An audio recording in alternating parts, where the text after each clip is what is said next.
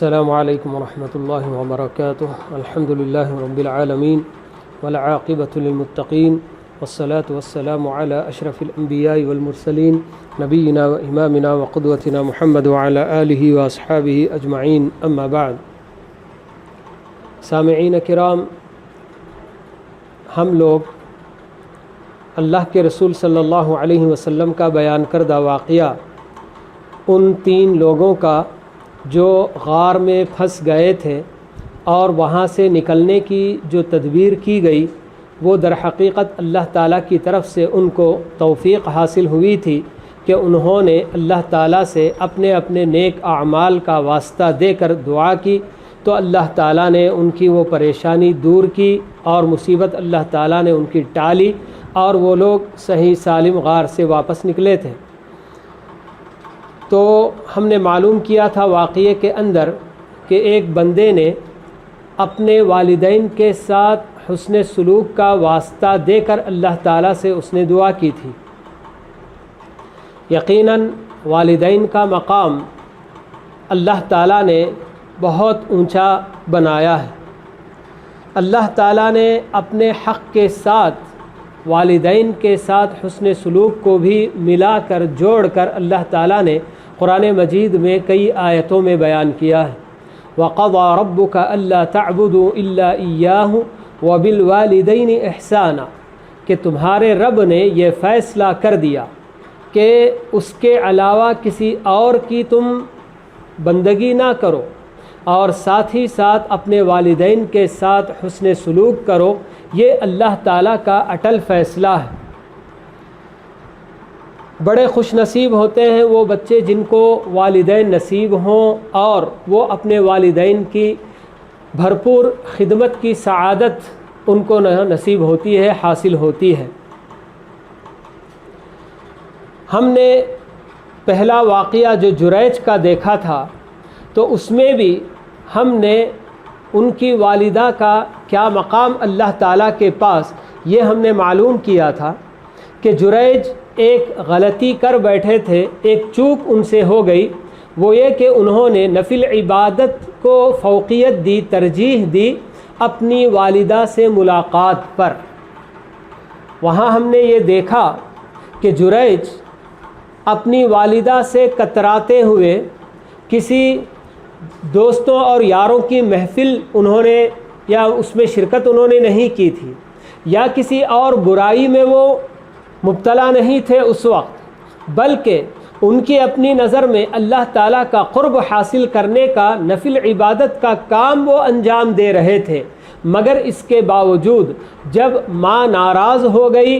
اور اللہ تعالیٰ سے اس نے اپنے بیٹے کے حق میں بددعا کی، تو اللہ تعالیٰ نے ماں کی بددعا کو قبول کر لیا تھا۔ اللہ تعالیٰ نے قرآن مجید کی کئی آیتوں میں والدین کا بہت بڑا حق بتایا ہے۔ خاص کر سورہ بنی اسرائیل میں اللہ تعالیٰ نے بہت زیادہ اس پر زور دے کر کئی آیتیں اللہ تعالیٰ نے والدین کے ساتھ کیسے برتاؤ کرنا چاہیے، کیسے ان کے ساتھ حسن سلوک کرنا چاہیے، یہ باتیں اللہ تعالیٰ نے بتائی ہیں۔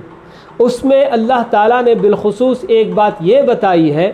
کہ والدین یا ان دونوں میں سے کوئی ایک تمہارے پاس رہتے ہوئے بڑھاپے کو پہنچے، اما یبلغن عندک الکبر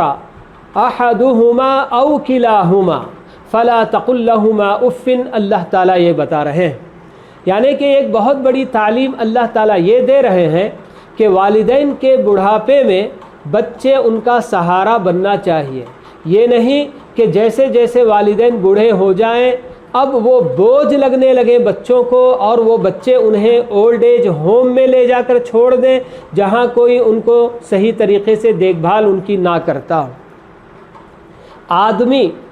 اپنے باپ بیوی بچوں کے لیے وقت نکالتا ہے، دوستوں یاروں کے ساتھ مل بیٹھنے کے لیے وقت نکالتا ہے، دنیا کی اور بہت ساری چیزوں کے لیے، بہت سارے کاموں کے لیے وقت نکالتا ہے، مگر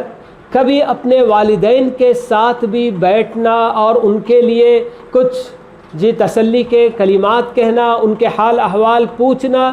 ایسے کچھ بدبخت ہوتے ہیں دنیا میں جو دنیا کے بہت سارے کاموں کے لیے تو وقت نکالتے ہیں، مگر اپنے بوڑھے ماں باپ کے لیے وہ وقت نہیں نکال پاتے۔ تو بہرحال یہ اس واقعے کے ذریعے اللہ کے رسول صلی اللہ علیہ وسلم نے یہ والدین کی یعنی کہ ان کے ساتھ حسن سلوک کی اہمیت کو بتانا اللہ کے رسول صلی اللہ علیہ وسلم چاہ رہے تھے کہ کس طرح سے والدین کے ساتھ حسن سلوک کرنا یہ بندے کے لیے مصیبت کے وقت کام آنے والے ہتھیاروں میں سے ایک ہتھیار ہے، کہ اس بندے نے اپنے والدین کے ساتھ حسن سلوک کے ہی واسطے سے اللہ تعالیٰ سے جب دعا کی تو اللہ تعالیٰ نے اس کی دعا قبول کی اور اس کی مصیبت کو اللہ تعالیٰ نے کم کر دیا۔ یقیناً والدین کے تعلق سے اور بھی بہت ساری باتیں قرآن میں حدیث میں بہت کچھ بتایا گیا ہے۔ اللہ تعالیٰ نے یہاں تک کہہ دیا کہ اگر والدین مشرک اور کافر بھی کیوں نہ ہو، اگر وہ شرک اور کفر کی دعوت دیتے ہیں تو ان کی بات نہیں مانی جائے گی، لیکن دنیاوی معاملات میں اپنے مشرک ماں باپ سے بھی حسن سلوک کرنے کا اللہ تعالی ہم کو حکم دیتے ہیں۔ وَإِن جَاهَدَاكَ عَلَىٰ أَن تُشْرِكَ بِمَا لَيْسَ لَكَ بِهِ عِلْمٌ فَلَا تُطِعْهُمَا وَصَاحِبْهُمَا فِي الدُّنْيَا مَعْرُوفًا۔ یہ اللہ تعالیٰ کا فرمان ہے ہم مومن بندوں کے لیے کہ اگر تمہارے ماں باپ تمہیں میرے ساتھ شرک کرنے پر مجبور کریں اور شرک کرنے کے لیے تم کو زور دیں تو تم ان کی اطاعت نہ کرو، لیکن ساتھ ہی اللہ تعالیٰ حکم دیتے ہیں وَصَاحِبْهُمَا فِي الدُّنْيَا مَعْرُوفًا، مگر دنیاوی معاملات میں ان کے ساتھ حسن سلوک سے ہی پیش آؤ۔ تو بہرحال یہ بہت وسیع موضوع ہے، اپنی جگہ پر کافی وقت چاہتا ہے، مختصر سی کچھ باتیں میں نے آپ لوگوں کے سامنے عرض کی۔ پھر اس کے بعد دوسرا بندہ جس عمل کو اللہ رب العالمین کے سامنے پیش کرتا ہے وہ اپنی عفت اور پاک دامنی کا عمل، کہ اللہ تعالیٰ کا نام جب اس لڑکی نے لے لیا اور اللہ تعالیٰ کا حوالہ دے کر جب اس بندے سے کہا کہ تم اللہ سے ڈرو، تو فوراً وہ جبکہ پوری طریقے سے اس گناہ پر وہ قدرت حاصل کر چکا تھا، ارادہ اس نے مکمل کر لیا تھا، کوئی چیز اس کو روکنے والی نہیں تھی، لڑکی بھی اپنی جگہ پر مجبور تھی، مگر اللہ تعالیٰ کا واسطہ دے کر جب اس بندی نے اس بندے کو یعنی یاد دلائی بات اور اللہ کا خوف اس کے دل میں بٹھایا تو واقعی اس اللہ کے ڈر سے وہ برائی کرنے سے باز آ گیا۔ حدیثوں میں اللہ کے رسول صلی اللہ علیہ وسلم یہ بات بتاتے ہیں کہ نیکیوں کا ارادہ کرنا، محض ارادہ کرنے پر بھی بندے کو ایک اجر ضرور دے دیا جاتا ہے، اگر وہ نیکی کر گزرتا ہے تو کم سے کم 10 گنا اجر اللہ تعالیٰ دیتے ہیں، لیکن یہ صرف 10 گنا ہی نہیں بلکہ 10 سے بہت زیادہ 700 گنا، بلکہ اللہ کے رسول بتاتے ہیں کہ اس سے بڑھ کر بھی اللہ تعالیٰ جسے دینا چاہیں دیں گے۔ یہ بندے کے اپنے خلوص پر اس کا دار و مدار ہوتا ہے کہ کتنے خلوص کے ساتھ وہ نیکی کرتا ہے کہ اللہ تعالیٰ اس کا بدلہ بے تحاشا بھی دینے کے لیے تیار ہیں۔ لیکن اس کے برعکس برائی کا ارادہ جب بندہ دل میں لاتا ہے اور ایسے ہی برائی کا خیال آیا اور نکل گیا تو اس پر کوئی گناہ نہیں لکھا جاتا، لیکن برائی کا ارادہ کیا اور پھر اس کے بعد اللہ کے خوف سے اگر وہ اس برائی کو چھوڑ دیتا ہے، اس برائی سے باز آ جاتا ہے، تو اللہ تعالیٰ اپنے فرشتوں کو حکم دیتے ہیں کہ اس کے کھاتے میں ایک نیکی لکھی جائے۔ اور اگر بندہ برائی کا ارادہ ہی کرتا ہے اور وہ بھی عزم مصمم پختہ ارادہ اگر کرتا ہے برائی کا، اگر وہ برائی نہ بھی کرے تو برائی کرنے کا پختہ ارادہ کرنے کا ایک گناہ اس کے کھاتے میں لکھا جائے گا۔ تو یہ سب اللہ تعالیٰ کا اپنا قانون ہے۔ تو پاک دامنی، خاص کر عفت کی زندگی اگر ایک بندے کو مکمل طور پر برائی کرنے کے سارے یعنی کہ اسباب اس کے سامنے مہیا ہوتے ہیں، سارا ماحول بنا رہتا ہے، اور پھر بھی اگر وہ اللہ تعالیٰ کے خوف سے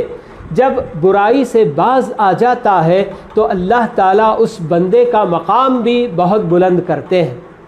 وہ حدیث ہو سکتا ہے آپ لوگوں نے سن رکھی ہو کہ جس میں اللہ کے رسول صلی اللہ علیہ وسلم 7 خوش نصیبوں کا ذکر کرتے ہیں کہ جن کو اللہ تعالیٰ اپنے عرش کے سائے میں یا مخصوص سائے میں جگہ دے گا قیامت کے دن، اس وقت جب کہ کسی چیز کا کہیں کوئی سایہ نہیں ہوگا۔ تو ان 7 خوش نصیبوں میں آپ نے ایک اس بندے کا بھی ذکر کیا جس کی صفت آپ نے یہ بتائی کہ ایک وہ آدمی بھی ہے کہ جس کو ایک حسین و جمیل بڑے اونچے خاندان کی اور بڑے منصب والی عورت برائی کی دعوت دیتی ہے تو وہ کہتا ہے کہ میں اللہ تعالیٰ سے ڈرتا ہوں، میں برائی نہیں کروں گا۔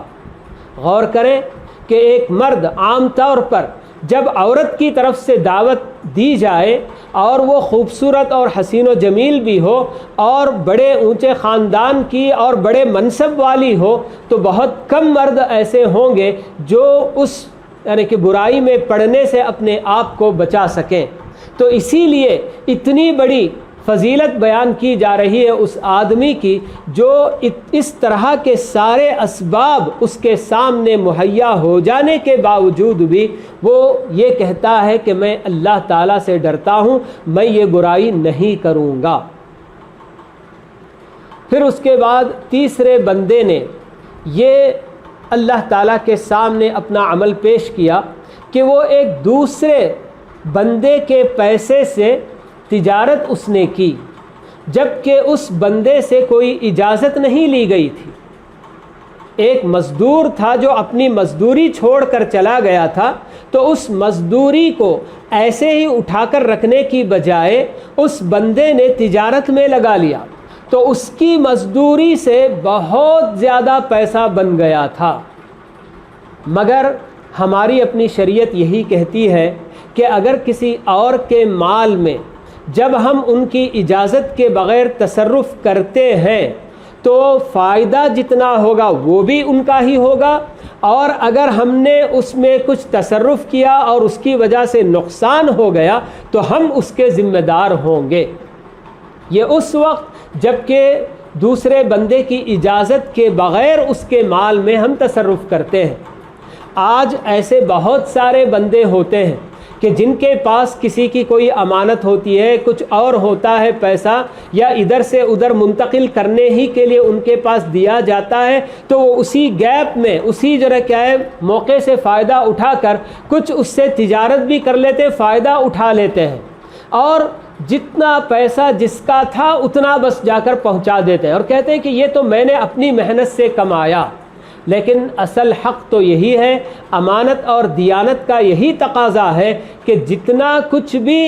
انہوں نے اس پیسے کے ذریعے منافع کمایا وہ سب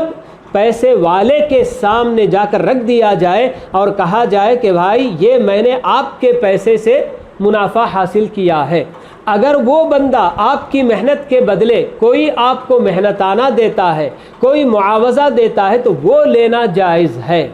تو یہی بات اللہ کے رسول صلی اللہ علیہ وسلم اس واقعے کے ذریعے اپنی امت کو پیغام دے رہے ہیں کہ اور کے مال میں تصرف کر کے چاہے وہ کتنا بھی زیادہ کیوں نہ ہو جائے، پورے کا پورا اسی بندے کا ہوگا، میرا اس میں کچھ نہیں ہوگا۔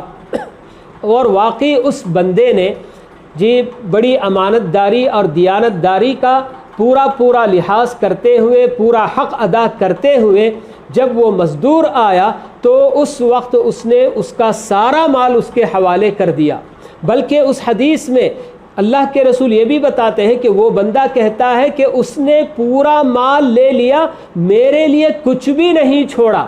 تو ظاہر سی بات ہے کہ یہ اس کا اپنا حق ہے، وہ دینا چاہے تو دے سکتا ہے اور نہ دینے پر کوئی گلا شکوہ بھی نہیں کیا جا سکتا، کیونکہ ہم نے اس کے مال میں، دوسرے کے مال میں ہم نے تصرف کیا تھا۔ تو بہرحال یہ 3 ایسے اعمال ہیں، والدین کے ساتھ حسن سلوک، اور اسی طرح سے برائی پر پوری قدرت حاصل ہونے کے باوجود اللہ تعالیٰ کے ڈر سے برائی کرنے سے باز آ جانا، اور امانت کا پورا خیال کرنا اور اس کا حق ادا کرنا، یہ سب ایسے اعمال ہیں، ایسے نیک کام ہیں کہ یہ مصیبت کے وقت کام آنے والے کام ہیں۔ تو اسی واقعے کے ذریعے اللہ کے رسول صلی اللہ علیہ وسلم نے اپنی امت کو یہ سارے سبق دیے ہیں۔ تو ہم اللہ تعالیٰ سے یہی دعا کریں گے کہ اللہ تعالیٰ ہمیں اس واقعے سے ملنے والے ہر سبق کو اپنی زندگی میں بھی شامل کرنے اور اس کے مطابق اپنی زندگی سنوارنے کی اللہ تعالیٰ ہم سب کو توفیق نصیب فرمائے۔ آمین۔ وآخر دعوانا ان الحمد للہ رب العالمین، وصلی اللہ وسلم علی نبینا محمد وعلی آلہ واصحابہ اجمعین۔